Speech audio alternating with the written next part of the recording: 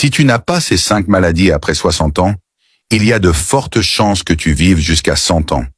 Et je ne dis pas cela pour te faire peur, je le dis pour t'ouvrir les yeux, car la majorité des personnes ne vieillit pas à cause de l'âge. Elle vieillit à cause de ce qu'elle laisse avancer en silence à l'intérieur de son corps. Si tu es arrivé à cette étape de la vie sans ces maladies, ton corps te donne déjà un grand signal d'avantage.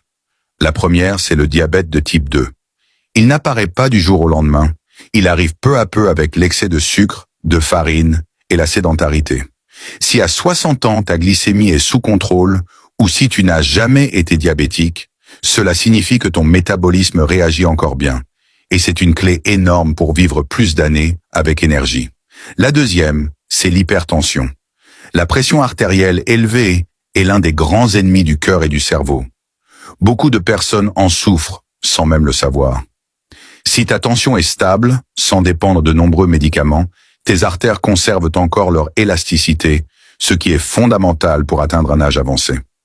La troisième, ce sont les maladies cardiovasculaires.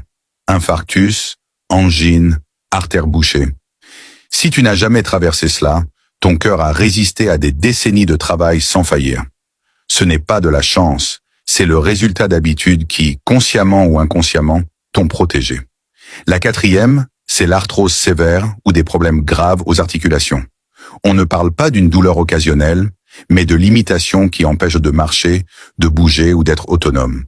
Conserver sa mobilité après 60 ans est l'une des clés les plus importantes pour vivre longtemps et bien vivre. Et la cinquième, c'est le déclin cognitif. Si ta mémoire est encore active, si tu peux te concentrer, converser et apprendre de nouvelles choses, ton cerveau est encore fort. Et un cerveau actif est l'un des plus grands secrets des personnes longèves. Maintenant, fais bien attention à ceci. Il ne s'agit pas seulement de ne pas avoir ces maladies, mais de ce que tu fais chaque jour pour qu'elles n'apparaissent pas. Manger simplement, bouger même un peu, mieux dormir, gérer le stress et ne pas abandonner ton corps. Tu n'as pas besoin de routines extrêmes ni de produits coûteux, tu as besoin de constance.